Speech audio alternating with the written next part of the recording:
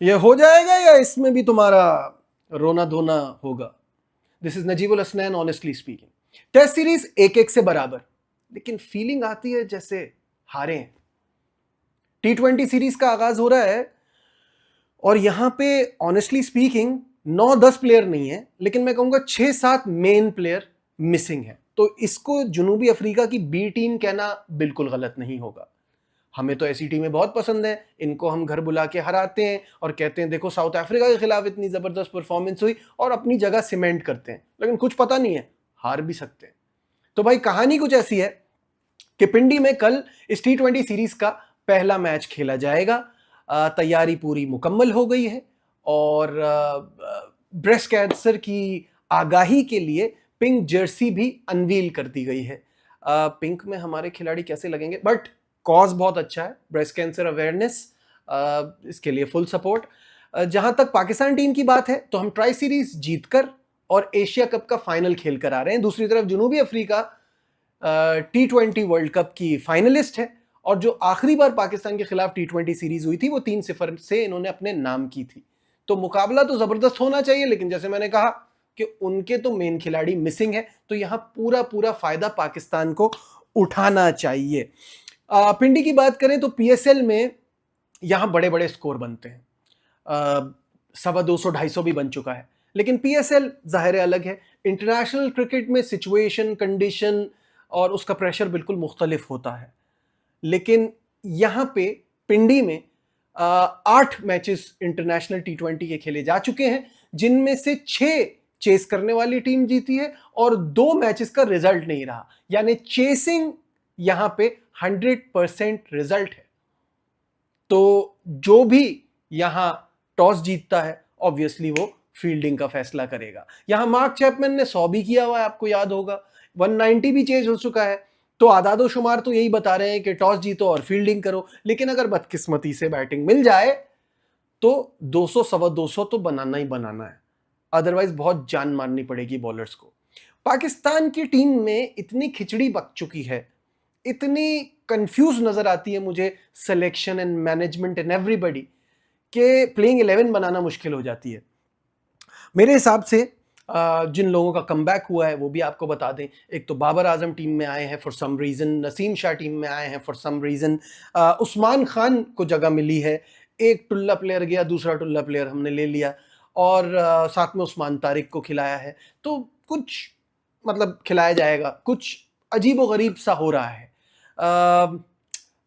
अगर हम बात करें कि क्या टीम बनेगी, तो देखिए ओपनर्स तो आपके पास हैं साहबजादा फरहान और साइम अय्यूब। साइम अय्यूब बहुत खुश नसीब है कि उनको मौके मिल रहे हैं। यहाँ सामने अपोजिशन भी कमज़ोर है, इसका फ़ायदा अब नहीं उठाएंगे तो न जाने कब उठाएंगे। तीसरे नंबर पे तो बाबर आजम खेल रहे हैं, क्योंकि वो तस्दीक कर दी है माइक हैसन ने। और उसके बाद हसन नवाज होंगे। उस्मान खान को लाजमी खिलाया जाएगा, क्योंकि विकेट कीपर आपने वही लिया है, कीपिंग भी उनकी कोई ख़ास नहीं है। मुझे अभी रिसेंटली पता चला है कि वो स्पिनर को बहुत अच्छा खेलते हैं, उस पर बाद में बात करेंगे। अच्छा, तो उस्मान खान को आपने खिलाना ही खिलाना, नहीं तो आप साहबजादा फरहान पे जिम्मेदारी डालेंगे बिला वजह की, कि बैकअप विकेट कीपर लिख तो देते हैं, आप उनसे कराएंगे नहीं। तो वो भी एक प्रॉब्लम तो है। फिर आप आ जाएं, अब्दुल समद को मौका मिल सकता है, नसीम शाह को मौका मिल सकता है, सलमान मिर्ज़ा और शाहीन को आपको रखना चाहिए। तो उस्मान तारिक की मैंने बात की तो उनका बॉलिंग एक्शन अजीब सा है। सुफियान मुकीम का क्या कसूर है? वो टाइम एंड अगेन जाता है और खेलता नहीं है, जब खेलता है तो प्रूव करता है अपने आप को अक्सर, लेकिन फिर भी उसको बाहर कर दिया है। अब world cup is just around the corner, अगर उस्मान तारिक का एक्शन रिपोर्ट हो जाता है, जिसके बहुत ज्यादा चांसेस हैं, तो फिर आप क्या करेंगे? फिर आप सुफियान को लाएंगे? अजीबो गरीब बात है वैसे। खैर, इंजरी मसाइल तो जो हैं वो जुनूबी अफ्रीका के हैं जो ज़्यादा उनको परेशान कर रहे हैं। अब मखापा भी नहीं है, डेविड मिलर भी अब नहीं है। तो मेरे हिसाब से प्लेइंग 11 क्या हो सकती है वो मैं आपको बता देता हूँ, तो फिर आगे बढ़ेंगे। साइम अय्यूब, साहबजादा फरहान, ये ओपनर्स हो गए। बाबर आजम तीसरे नंबर पर, सलमान अली आगा चौथे नंबर पर, हसन नवाज पाँचवें नंबर पर, उस्मान खान छठे नंबर पर, अब्दुल समद सातवें नंबर पर, मोहम्मद नवाज 8 पर, और 9 पर मेरे हिसाब से there is a tie between Wasim junior और सलमान मिर्ज़ा। इन दोनों में से किसी एक को खेलना चाहिए। मुझे ऐसा लगता है शायद कोच नसीम शाह पे चले जाएं, उनको वो इस्लामाबाद यूनाइटेड वाला सीन भी तो है ना। फिर 10वें नंबर पर शाहीन शाह अफरीदी और 11वें नंबर पर उस्मान तारिक। ये प्लेइंग 11 है मेरी। आपको कैसी लग रही है कमेंट्स में ज़रूर बताइएगा। अब आ जाते हैं हम जो कल प्रेस कॉन्फ्रेंस की हेड कोच माइक हैसन ने, और बड़ी बड़ी चवलें मारी हैं पहले भी, तो इस बार वो कौन सा कुछ अलग करने वाले थे, इस बार भी उन्होंने कुछ ऐसा ही किया। काफ़ी अरसे से वो जो ट्राई सीरीज और एशिया कप की प्रेस कॉन्फ्रेंस थी ना, उसमें वो जो बातें कर रहे थे, अब उन्होंने कंप्लीट उससे ना एक यू टर्न ले लिया है। पहले वो बैठकर कहते थे कि बाबर आजम को जो है मॉडर्न डे क्रिकेट खेलनी चाहिए, और अब वो ये बातें करने लगे हैं। पहले उन्होंने ये भी कहा था कि स्पिनर के खिलाफ उनको अपने गेम को इम्प्रूव करना पड़ेगा। तो अब वो गेम कहाँ इम्प्रूव हुआ? कैसे देखा उन्होंने कि इम्प्रूव हो गया? अगर उनको पहले ड्रॉप किया था वो गलत फैसला था, अब लेकर आए हैं वो गलत फैसला है, क्या है? एशिया कप में क्यों नहीं लेके गए थे?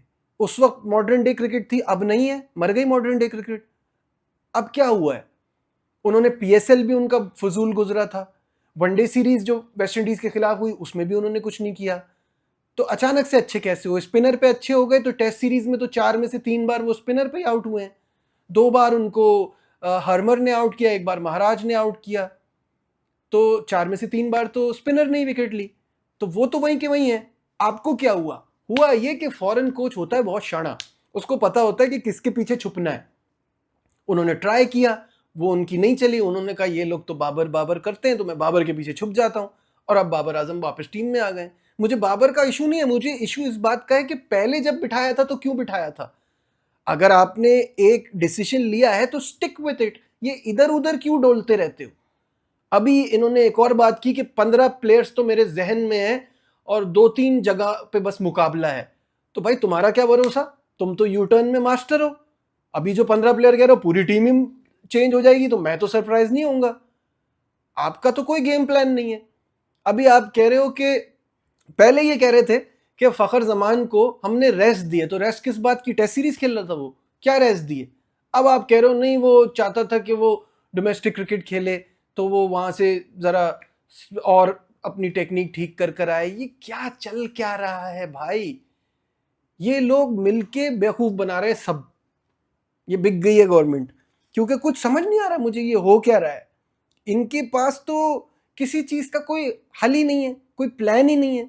पहले कुछ कहते हैं फिर कुछ कहते हैं। अब आइए आप आ गए उस्मान खान पे, तो रशियन रूलेट का एक खिलाड़ी छोड़ा तो दूसरा ले लिया, वो भी इसी तरह का प्लेयर है। अभी इन्होंने मोहम्मद हारिस के लिए कहा कि बहुत मौके मिले, वो अवेल नहीं कर पाए, उनको बड़े चांसेस मिले। भाई हम शुरू से जानते थे ये बात, आप तो कोच हो, आपको तो फोर्स करना चाहिए था ये बंदा कैसा खेलता है, क्या ये रेडी है इंटरनेशनल क्रिकेट के लिए या नहीं। अब आप दूसरे को ले आए हो, वो भी लगता है कि रेडी नहीं है। उस्मान खान में भी यही चीज नजर आती है। आप कह रहे हो स्पिन बड़ा अच्छा खेला, कौन से आपने देख लिया ऐसा स्पिनर, और कौन से कोचेज होते हैं जो आके एक बंदे के बारे में कहते हैं कि स्पिन को बड़ा अच्छा खेलता है? इसका मतलब है जब सामने वाली टीम जब ये आएगी, तो जब ये आएगा तो फास्ट बॉलर लगा देगा। आप तो खुद बता रहे हो कि इसके सामने स्पिनर नहीं लाना। कोई प्लानिंग ही नहीं होती, कुछ समझ ही नहीं आता। खैर नहीं आओ, मेरे हिसाब से अगर आप बाबर को लाए थे तो आप रिजवान को भी लाते। रिजवान का क्या कसूर था? वो भी T20 में अच्छे रन कर रहा था। इनसे तो बेहतर ही है ये जो लॉट है। अगर उसको ला रहे हो तो उसको भी ले आओ, क्योंकि मॉडर्न डे क्रिकेट तो गई, वो तो आपने उसको बुला दिया। अब आगे बढ़ने की बजाय पीछे चले गए, तो ले आते रिजवान को भी, फिर क्या प्रॉब्लम थी? एनी हाउ, अब तो ये आगे पता चलेगा, क्योंकि देखिए ये सारी बातें अपनी जगह। पाकिस्तान टीम और इसके प्लेयर्स कमज़ोर टीमों के खिलाफ, BC टीमों के खिलाफ अच्छा कर लेते हैं, तो होपफुली सीरीज का नतीजा हमारे हक में ही आना चाहिए। Moving on, best wishes for Shreyas Iyer, क्योंकि देखिए blood is thicker than water. Indian हो, पाकिस्तानी हो, कोई भी हो, सबसे पहले इंसानियत। श्रेयस अय्यर वैसे भी मेरे बड़े फेवरेट प्लेयर हैं। उनको तीसरे वनडे के दौरान फील्ड करते हुए पसली में चोट लगी थी, जिसकी वजह से वो जो है इंटरनल ब्लीडिंग हो गई, और डॉक्टर्स इस बात का बहुत ख्याल रख रहे हैं कि इन्फेक्शन ना हो, इसलिए उनको ICU में शिफ्ट कर दिया है। I wish him speedy recovery, क्योंकि ये कहा जा रहा है कि वो जो है 5-7 दिन उनको देखा जाएगा, और उसके बाद फैसला होगा कि वो वापस इंडिया जा सकते हैं, ट्रैवल की इजाज़त मिलेगी या नहीं। Again wish him speedy recovery. हम सबकी दुआएं जो हैं वो अय्यर के साथ हैं। बाकी आप इस वीडियो के बारे में क्या सोचते हैं कमेंट्स में ज़रूर बताइएगा। लाइक शेयर सब्सक्राइब देखते रहिए नजीबुल हसनैन ऑनेस्टली स्पीकिंग।